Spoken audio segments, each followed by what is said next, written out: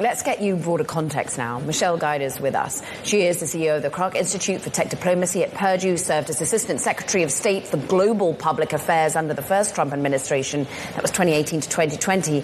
And Michelle, the context now is one of which US and China are setting themselves up for this race, whether it be in AI, whether it be in manufacturing, whether it be in energy. Which is the most important outcome, do you think, in terms of where we take trade going forward? The most important outcome is going to be American security, prosperity, and leadership. And that's what all of these trade negotiations are about. They are a means to that end. China has built a massive manufacturing economy. The United States has built a massive consumer economy. So they make stuff, and we consume it, and we buy it. And now being a consumer at that scale is a big vulnerability when your largest supplier is an adversary. And we buy and consume $300 billion more stuff from China than they buy from us. And that matters when it's not just toys at Walmart and it's not just home appliances. We are consuming things and dependent on them for things that are really important to our national security. As you had just mentioned, rare earth magnets, it's batteries, it's pharmaceutical ingredients, it's the ability to make ships across the world that have a commercial and a defense implication. So rebalancing our trade relationship is key to making sure that we are re-incentivizing our ability and making it more attractive to buy and to build these things at home than to rely on China to do those things. It's interesting. We, of course, had MP Materials with an announcement that they, as one of the only rare earth metal miners here in the United States, are going to be supplying Apple in some way. But are there enough incentives for what is ultimately a very dirty process? Do we want to bring that home, Michelle, more broadly?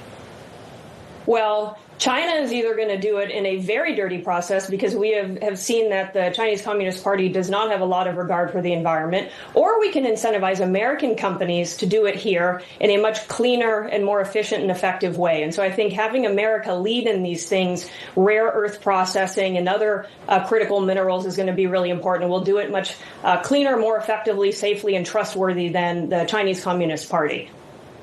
Michelle, good morning, it's Ed in San Francisco. I don't want to go broad. That meeting that's happening right now in Stockholm between Chinese trade officials and American trade officials, who is currently on top in this negotiation?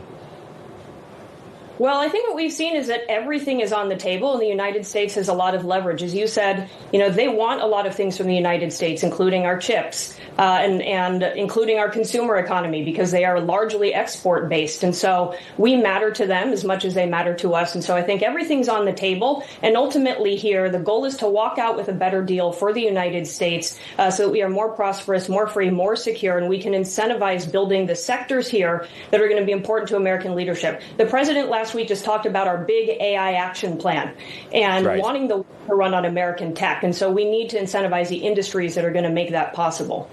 And one of the pillars of that plan is for America to export technology to the world. How important an export market is China for the American technology stack? Well, the jury is still out on whether or not China is going to be an economy that wants the American technology stack. If you listen to what Xi Jinping has said, he wants an independent, controllable AI hardware and software foundational system. That means a Chinese tech stack.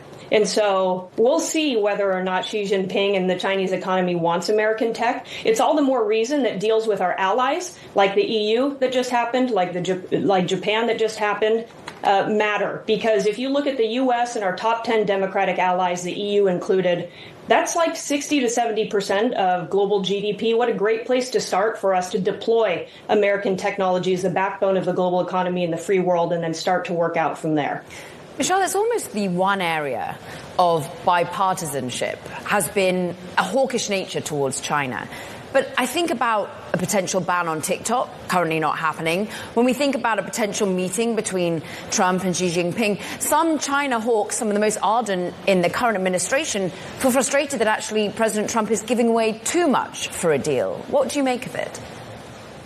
Well, I think the big picture is that all of these things are chips in the bargaining tools. They're all on the table and up for negotiation so we can ultimately get to a deal that does make us more secure and more prosperous. And so we've seen back and forth on TikTok. We know that the H20 chips from NVIDIA were under export controls in April, and then in July there were assurances that those licenses would be granted to export them. But all of these things are in flux, and it's part of the high-stakes negotiations that are taking place. Ultimately, though, we want to get to a place where we are incentivizing American leadership and security first. And that takes regulation here at home as well. The AI Action Plan meant to foster growth, particularly when it comes to the underlying large language models and indeed the infrastructure. What's interesting is there is this game of cat and mouse in China, yet more and more sophisticated models, open ones, coming to the fore. How do you measure how far China is in the generative AI race? Well, I think it's how many countries and partners across the world are adopting Chinese tech versus American tech. And our goal is to have more countries and more companies adopting American tech, and in some cases allied tech if we're not the category leader, so that the tech stack across the world is trusted. And so having a scorecard where we track how many companies and countries are adopting U.S. and allied technology versus Chinese technology is really important. And I think as the president laid out in his AI action plan, what the administration is going to start to do is put together exportable AI packages to start to facilitate that more effectively. Michelle Guida of the Krach Institute of Tech Diplomacy at Purdue, thank you very much. Now, coming up.